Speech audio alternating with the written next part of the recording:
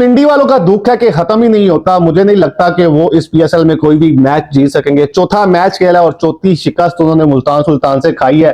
तो ऐसा लग रहा है जैसे रिजवान जो है काफी पनौती साबित हो रहे हैं रावलपिंडी के लिए। ऑल दो के रावलपिंडी और हैदराबाद किंग्समैन की बात की जाए तो दोनों में से पिंडी की परफॉर्मेंस उनसे बेहतर है, बेहतर कॉम्बिनेशन में नजर आ रहे हैं।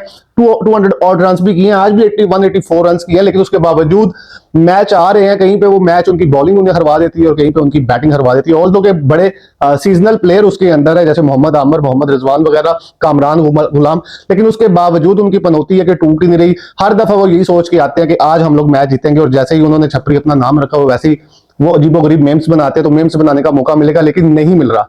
तो मैच के अंदर भी आज ऐसे हुआ, पहले बैटिंग करते हुए हस्बे रवायत जो है पिंडी ने पहली बैटिंग की है। मोहम्मद रिजवान आज फिर स्ट्रगल करते हुए नजर आए, तो सबसे पहले मोहम्मद रिजवान के ऊपर ही बात कर लेते हैं। तो सिकंदर रजा, जो सिकंदर बख्त थोड़ी जो एक्स पाकिस्तान क्रिकेटर है, वो जियो पे बैठे हुए ये बात कर रहे थे कि अगर पिंडी को मैच जीतना है तो वो काम जो अपना कैप्टन है वो बदल दे। तो ये एक बड़ा अनफेयर है रिजवान के साथ। मुझे याद है जब मुल्तान सुल्तान का फर्स्ट सीजन था, वो टीम इंडक्ट हुई थी, छठी टीम पाकिस्तान सुपर लीग के अंदर, तो मोहम्मद रिजवान ही थे जो उसके कैप्टन बने, और पहले सीजन के अंदर ही उन्होंने फाइनल खेला। फिर अगले 2-3 सीजन तक वो सेमीफाइनल फाइनल तक क्वालिफाई करते रहे। अनफॉर्चुनेटली पिंडी का कॉम्बिनेशन क्लिक नहीं कर रहा, और इसी तरह रिजवान की भी कुछ ऐसी पर्सनल फॉर्म चल रही है जिसकी वजह से ना वो खुद कोई परफॉर्म कर पा रहे हैं, ना ही वो टीम को कुछ बेनिफिट दे पा रहे हैं।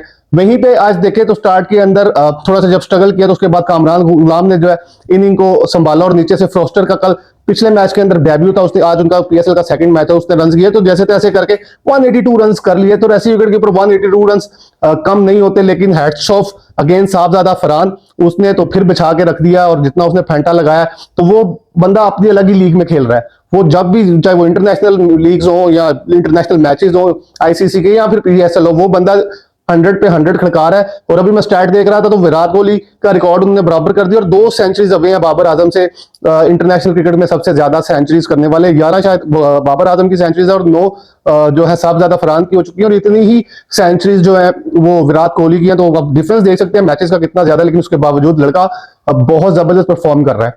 मजेदार ये बात थी फरहान के साथ, क्योंकि ये लास्ट सीजन इस्लामाबाद यूनाइटेड की तरफ से खेले, तो बड़े कम पैसों में पीक हुए थे। एक फ्लोप था क्योंकि डेमोस्ट्रेट में रन करने आ रहे थे, लेकिन इसके ऊपर बेचारे पे एक वो स्टैंप लगी हुई थी कि ये टी20 का प्लेयर नहीं है, जैसा कि पाकिस्तान में हमेशा होता ही आया कि इस बंदे को, ये ओपनिंग बैट्समैन है, तो इसको ओपन तो करवा नहीं रहे थे, निचले नंबरों पर बैटिंग करवा रहे थे, चौथे पांचवें छठे पे, उस पर परफॉर्म नहीं करता तो उसे उठा के बाहर कर देते। सडनली इसने पिछले 2 साल में डोमेस्टिक में काफी रन किए, तो इस्लामाबाद ने पिक किया और इस्लामाबाद की तरफ से हाईएस्ट रन गेटर हुआ। तो इस सीजन के अंदर भी जो मुल्तान सुल्तान है, एक्स सियालकोट स्टैलियंस, इन्होंने जब इसको पिक करना था तो वैसे इनका इरादा नहीं था कि फरहान को जो है पिक करें। ये सिर्फ इस्लामाबाद यूनाइटेड के पैसे जाया कराने चाह रहे थे। एवरीवन नोज के टी20 के इस वक्त जो है वर्ल्ड नंबर 1 पे बैट्समैन है, तो वो इसको पिक नहीं करना चाह रहे थे। इसकी रेट बिड के अंदर इसका रेट बढ़ा रहे थे, और इस्लामाबाद ने इसको जाने दिया। लेकिन ये जो है गुड लक हो गई मुल्तान सुल्तान की, साहबजादा फरहान आ गए और ओपन उनके साथ स्मिथ कर रहे हैं, तो इनका कॉम्बिनेशन बहुत डेडली है। और मेरा ख्याल है कि पीएसएल के अंदर सबसे ज्यादा लीथल जो ओपनिंग पेयर है वो इन दोनों का नजर आ रहा है, स्टीव स्मिथ का और साहबजादा फरहान का। या थोड़ी दूसरी तरफ से थोड़ी सी झलक मोहम्मद नईम ने और इनामुल ने दिखाई थी लाहौर कलंदर के अंदर। तो ये 2-3 टीमों के अंदर जिनका बेस्ट कॉम्बिनेशन है उनमें से मुल्तान सुल्तान है। तो मुल्तान सुल्तान ने आज का मैच जीत के कोई 16 ऑड ओवर में रन कर लिया, और उसके बाद जो है इस वक्त ग्रुप के अंदर टॉप भी कर रही है। तो इसका मतलब यह है कि फाइनल 4 के अंदर हम लोग मुल्तान सुल्तान को देख रहे हैं। और रावलपिंडी ने अगर एक और मैच हारा और 5 में से 5 हार गए, तो मेरा नहीं ख्याल कि वहां से ये फिर कम बैक कर सकेंगे, क्योंकि अगले 4-5 मैचेस अगर वो जीत भी जाए तो पॉइंट टेबल्स पे बहुत नीचे रह जाएंगे। तो ओवरऑल ये सिनेरियो था। इसके अंदर फैसल इकरम की बात ना की जाए तो ज्यादती होगी। आज का मैन ऑफ द मैच भी वही बचा था, लेफ्ट आर्म ऑर्थोडॉक्स बॉलर है। पाकिस्तान का अलमिया यही है कि पाकिस्तान जो है ना एक्सपेरिमेंट करते हुए घबराता है। जिस तरह फैसल इकरम है, बहुत अच्छा और फंसी हुई गेंदें करता है। पिछले वर्ल्ड कप के अंदर अगर पाकिस्तान स्पिनर्स की बात करें तो पाकिस्तान के पास बड़ा पूल था। पाकिस्तान के बैकअप के ऊपर फैसल इकरम बैठा हुआ था, सफियान मुकीम बैठा हुआ था, जिसका नाम ना लिया जाए तो ज्यादती होगी। चैनमैन वो भी लेफ्ट आर्म ऑर्थोडॉक्स बॉलर है, जिसने काफी प्लेयरों को फंसाया, और उससे टी20 के स्टैट्स आउटस्टैंडिंग है। लेकिन ये ज्यादती हो जाती है कि आपको एक नया बंदा जब मिलता है तो आप पिछले बंदे को भूल जाए।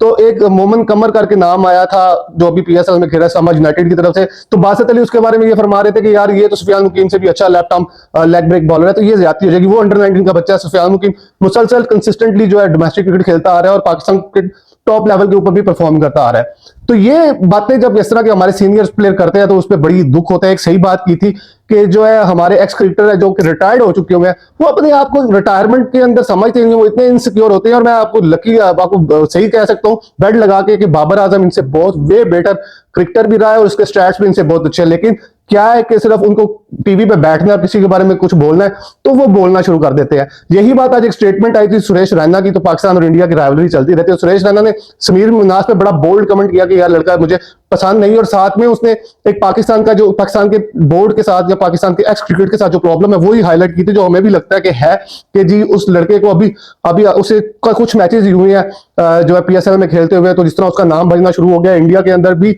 जो है जो क्रिकेट देखने वाले लोग हैं उसके बारे में बात करें तो सुरेश रैना का कि अभी अभी 1-2 साल की क्रिकेट खेलेगा, थोड़ा सा रन करेगा तो इसका मुआवजा जो है विराट कोहली के साथ होना शुरू हो जाएगा।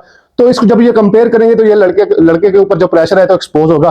अब देखना ही है कि जब इसे इंटरनेशनल क्रिकेट में लेकर आते हैं और इंडिया के खिलाफ ये कैसा परफॉर्म करता है, तो वो ही तभी पता चलेगा कितना बड़ा क्रिकेटर है। और मेरे ख्याल में हमारा भी अब पाकिस्तान का एज अ पाकिस्तानी कौम या पाकिस्तानी प्लेयर हम लोगों का भी अब यही बन गया कि पाकिस्तान के लिए अच्छा प्लेयर वही है जो इंडिया के खिलाफ परफॉर्म करेगा। अगर आप एक बेंचमार्क आपने स्टैंडर्ड सेट करना है तो वो इंडिया ही है। इंडिया ने लास्ट 5 इंटरनेशनल ट्रॉफीज के अंदर 4 जीती हुई, 1 का फाइनल खेला हुआ है। तो अगर आपने अपने आप को कहीं पे अज्यूम करना है, इवन ऑस्ट्रेलियंस भी आज अपने आप को कंपेयर करते हैं तो वो इस बात को एडमिट करते हैं कि इंडिया की क्रिकेट बहुत आगे चली गई है। भले आप जिस तरह मर्जी कहते थे कि उनको हर तरह का आईसीसी से एडवांटेज मिलता है या उनके बल्लों में जो भी है, लेकिन उसके बाद उनके बोर्ड की उन्हें जैसी सपोर्ट थी और जिस तरह उन्होंने अपने डोमेस्टिक स्ट्रक्चर को बेहतर किया और नीचे से प्लेयर्स को ऊपर लेकर आए वो बड़ा जबरदस्त था, जिसकी वजह से उनकी एक टीम के बाद दूसरी टीम वैसी खड़ी है। आपको पता भी नहीं चला होगा कि कब विराट कोहली ने या रोहित शर्मा ने इंटरनेशनल क्रिकेट से रिटायरमेंट ली T20 से, और कब उनके 2 लड़कों ने उसे रिप्लेस किया पता भी नहीं चला। और इंडिया का स्टैंडर्ड वहीं पर रहा, इंडियंस वहीं पे परफॉर्म कर रहे हैं, वहीं उनकी परफॉर्मेंस है और वो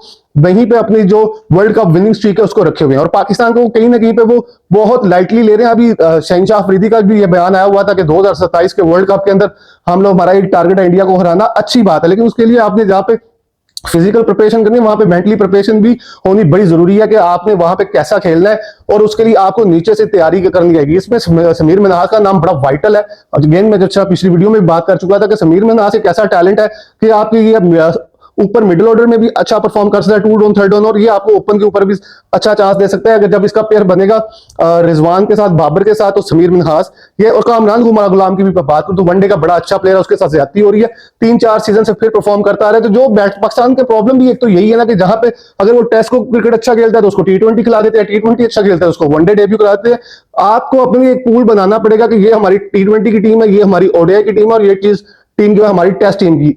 अब जो जैसे आप शान मसूद ने कुछ थोड़े आज भी 15 गेंदों पे 28 स्कोर किया तो वो बंदा खुद को T20 प्लेयर समझना शुरू हो गया और उनसे पिछले इंटरव्यू में बोल रहा है कि भाई जी हाँ जी मैं तो T20 खेलने की मैं के लिए पाकिस्तान के लिए अवेलेबल हूं और मैं मिडिल ऑर्डर पे परफॉर्म कर सकता हूं। भाई नहीं चाहिए आपकी परफॉर्मेंस, आप अगर वनडे में खेल लो या टेस्ट में परफॉर्म कर लो यही बड़ा है। तो जिस तरह कुछ साउथ शकील हो गया, कामरान गुलाम हो गया, रिजवान हो गया, बाबर हो गया, शान मसूद हो गया, तो इनकी क्रिकेट को हमें जो है टेस्ट क्रिकेट और वनडे क्रिकेट तक लिमिटेड करना पड़ेगा ताकि जो नया टैलेंट आ रहा है और जो शॉर्ट क्रिकेट खेल रहे हैं लोग T20 का उसकी कंपेयर कर सके और वैसी मॉडर्न क्रिकेट खेल सके। हमें इन प्लेयरों के बोझ को अब हल्का करना है जैसे पूरी दुनिया की टीम्स करती हैं और नए प्लेयर्स जो आ रहे हैं उन्हें अब हम लोगों ने T20 के अंदर जरूर मौका देना है।